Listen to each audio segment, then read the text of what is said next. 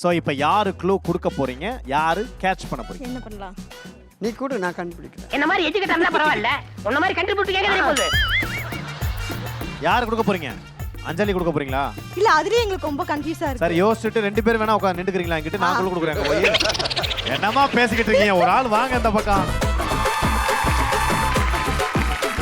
5 க்ளூவையும் நம்ம அஞ்சலியோட டேப்ல டிஸ்ப்ளே பண்ணுங்க.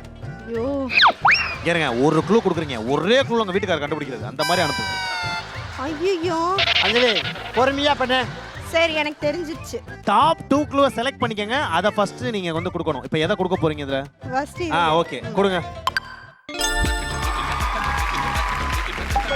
ஏய் பாருடா அங்க பாருடா.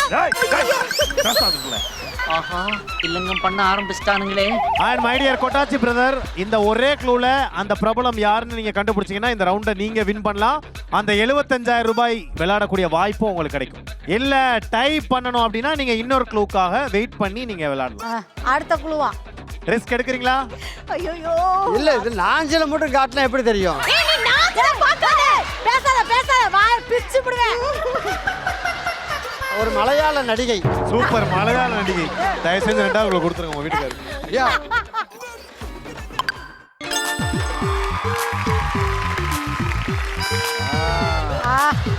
அதுவே தெரியல உன் புருஷனுக்கு. இது எங்க தெரியும்?